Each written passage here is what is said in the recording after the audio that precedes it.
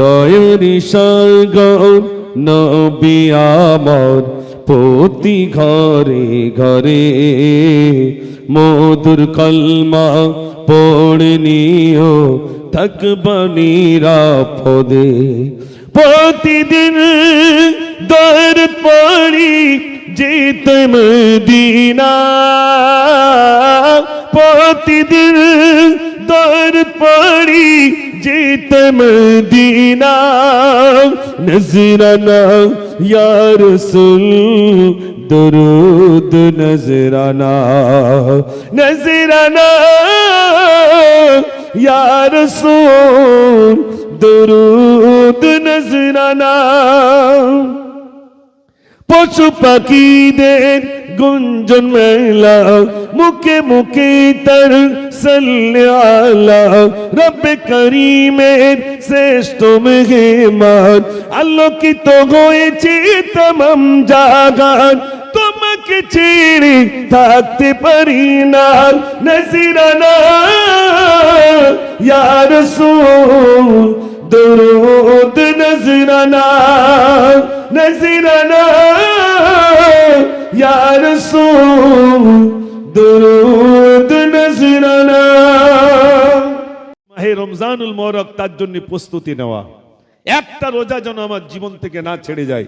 আমি 30টা রোজা রাখবো, একটা রোজা যেন আমার জীবন থেকে ছেড়ে না যায়।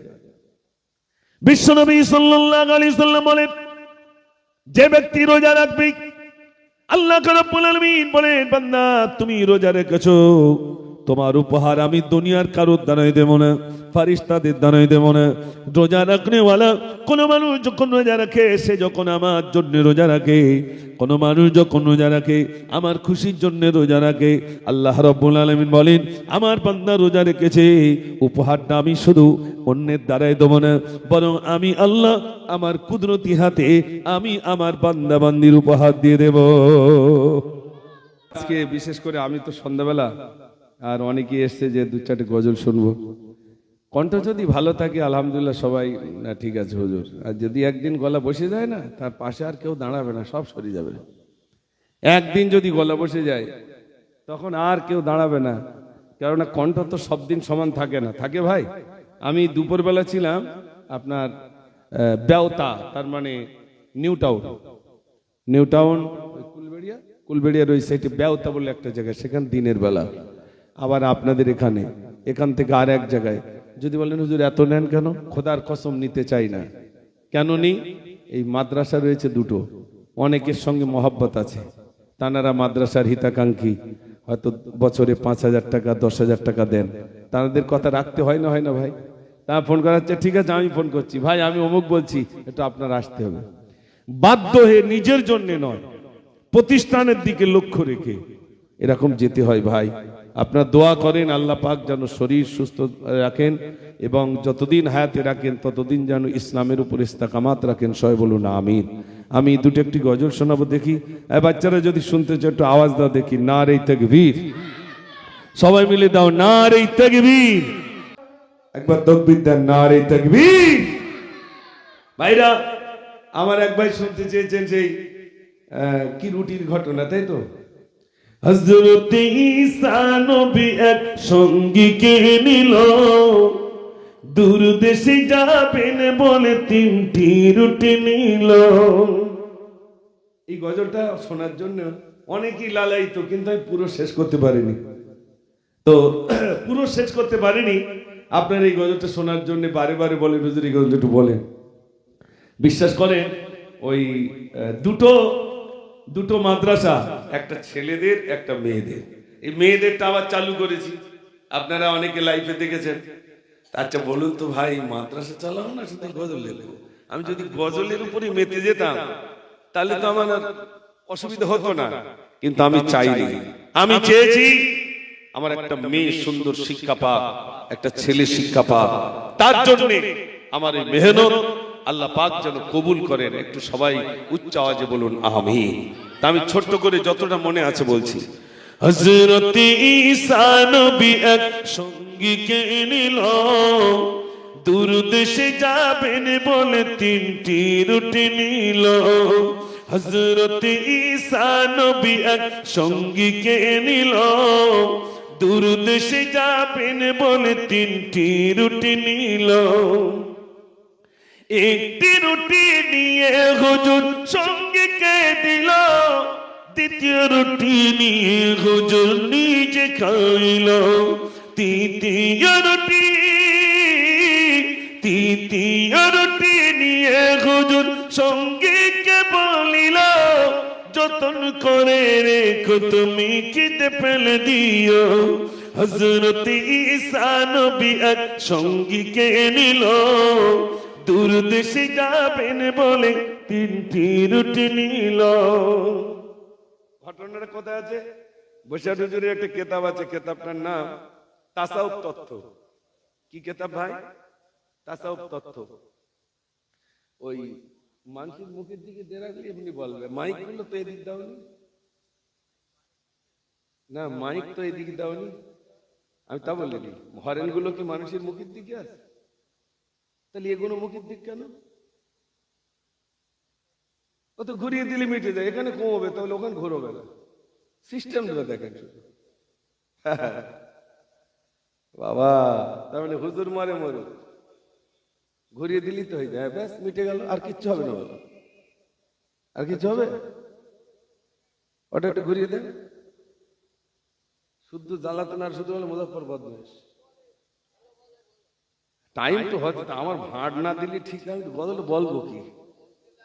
খালি মুখে বলি তো ভাইরা, ইকো দিও না, পেলেন দাও দিন। ইকো সেই ইকো আসতে না। তো যাই হোক, হ্যাঁ অল্প ইকো থাকে, এটা ইকো না, এটা ধ্যান জানবে না করতে।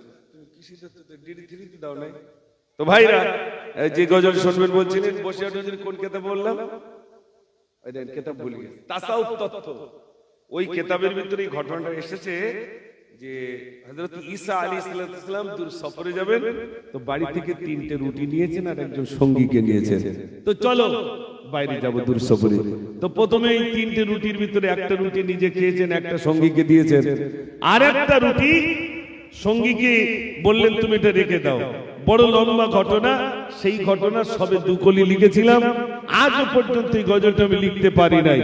তাই ভাইরা বারে বারে ওই 3টে রুটির ঘটনা শুনবেন বলে এই গজলটা শুনতে চেয়েছেন। অল্প কিছু বললাম, আগামীতে আল্লাহ যদি আবার আমার নিয়ে আসেন চেষ্টা করবো ইনশাল্লাহ কিছু গজল। অনেকের অনেক দাবি, ভাইরা লিখেছেন, নীল আকাশের গায়ে চাঁদটিও জিগাসে, খুশির মতন যায় রে রোজাদারির ঘরে। নীল আকাশের গায়ে চাঁদটিও জিগাসে, খুশির মতন যায় রে রোজাদারির ঘরে। নীল আকাশের গায়ে চাঁদটিও জিগাসে, দেখে যা দেখে যা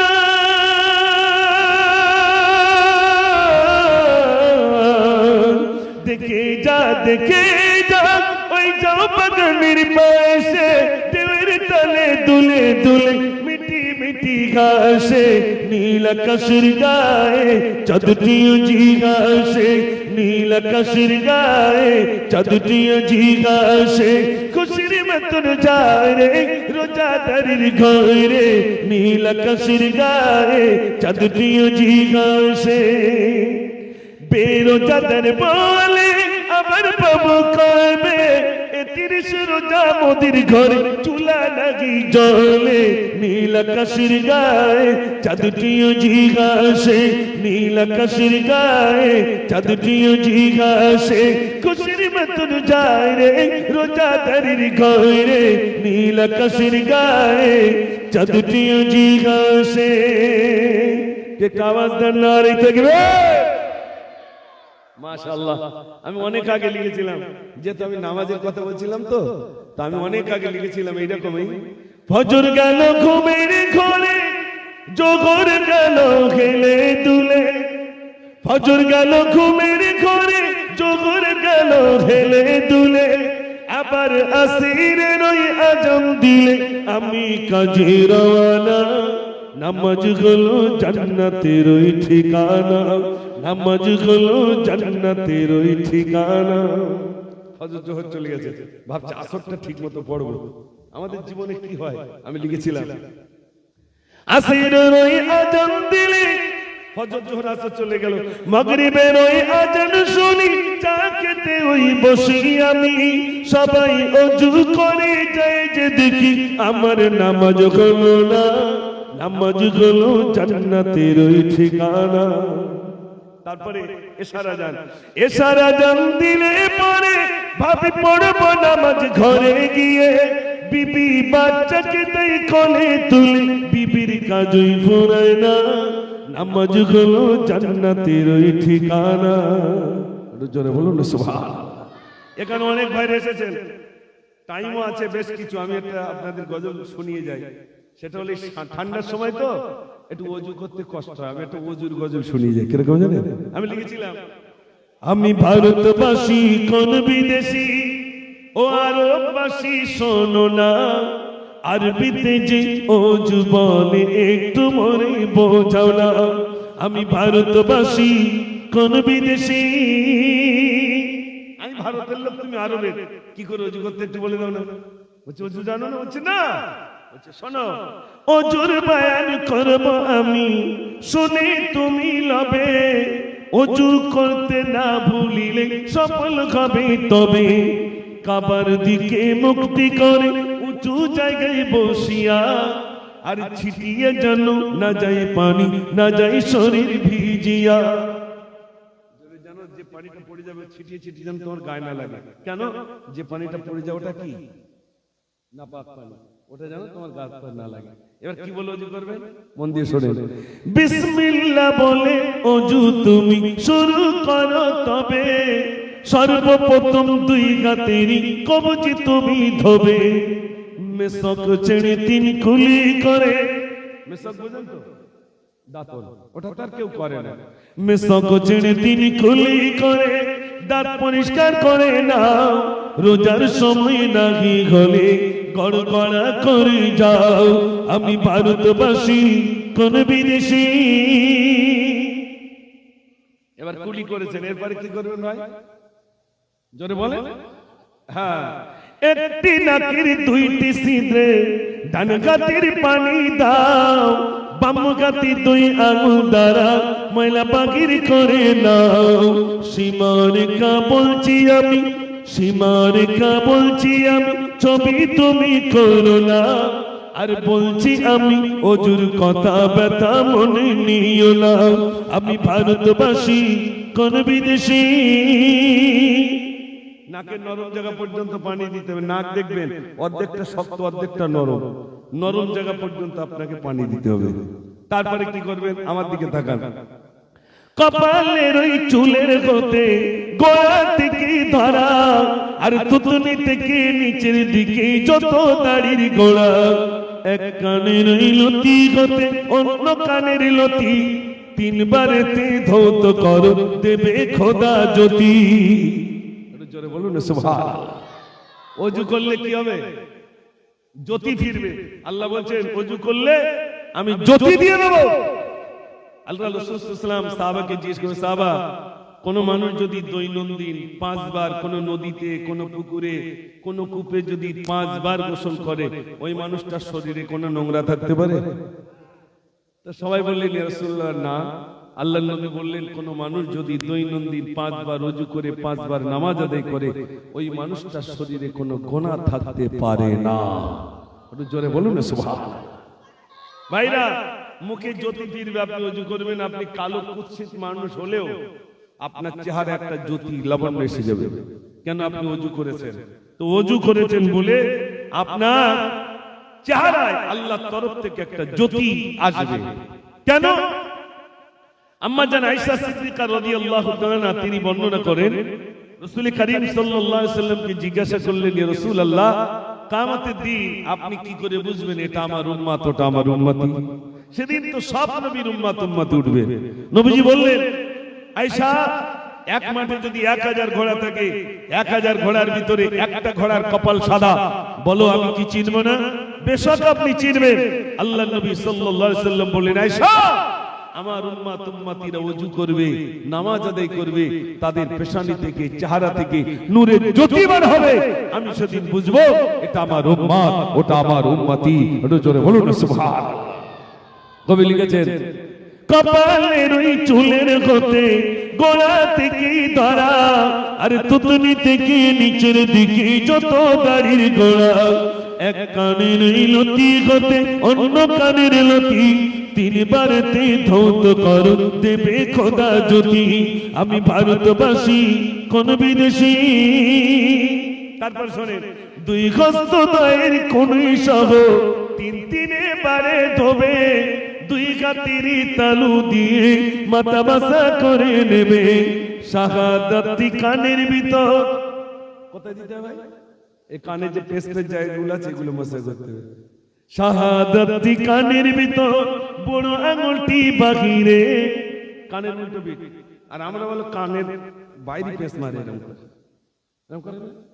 সে কানের ভিতরে পেস্টের জায়গাগুলো মশা করা বাদ দে, কানের বাইরে এরকম পেস্ট মারে। তাহলে শাহাদাতি কানের ভিতর, বড় আঙুলটি বাহিরে, সেই খাতিরই উল্টো পিঠে ঘাড় মশা করো ভাই রে। ঘাড় মশা করতে বলেছে, আমরা কি করি? আপনাদের টেনে নেটে চুমু খাই, খাই না ভাই? আচ্ছা সত্যি কথা বলেন, এটা কি ঘাড়? এটা কি? এটা তো গলা। ঘাড় মশা করতে বলেছেন, দুটো শির পিছনের দিকে চলে গেছে, এটা ঘাড়। আল্লাহুম্মা ফুক্কা ওয়াকাবাতিন মিনান নার। ঘাড় মশা করতে বলেছেন রাসূল। আমরা ঘাড় মশা করবার দিয়ে আমরা গলা মশা করে চুমু খাই। এই ওজুর ভিতরে আমাদের ভুল আছে। তারপরে দুই পায়ের টাকনু পর্যন্ত ধুয়ে নেবেন, কিছু পানি দাঁড়িয়ে দাঁড়িয়ে খাবেন আর বলবেন, আশহাদু আল্লা ইলাহা ইল্লাল্লাহ ওয়াহদাহু লা শারীকা লাহ ওয়া আশহাদু আন্না মুহাম্মাদান আবদুহু ওয়া রাসূলুহু। এই দাঁড়িয়ে দাঁড়িয়ে পানিটা পান করবেন আর এই কলমাটা পড়বেন। ওজুর পানি দাঁড়িয়ে খেয়ে খাওয়া সুন্নাত, আর একটা পানি দাঁড়িয়ে খাওয়া সুন্নাত। কোনটা বলুন তো? জি, জমজমের পানি। এই দুটো পানি খাওয়া, দাঁড়িয়ে খাওয়া সুন্নাত। টাইম হয়ে গেছে, চাও এসে গেছে, এখন আজান হবে। এই জন্য আমি আর আপনাদের কষ্ট দেব না। যাদের ওযু নেই ওযু করে নেন, এখনই আজান হবে। আজানের সঙ্গে সঙ্গে ইনশাআল্লাহ নামাজ হবে। আল্লাহ যদি আবার কোনোদিন আনেন, ইনশাআল্লাহ সেদিন আবার আপনাদের সামনে কিছু আলোচনা রাখবো। সংক্ষেপ করলাম। ওয়া আখিরু দাওয়ানা আলহামদুলিল্লাহি রাব্বিল আলামিন। আসসালামু আলাইকুম ওয়া রাহমাতুল্লাহি ওয়া বারাকাতুহু।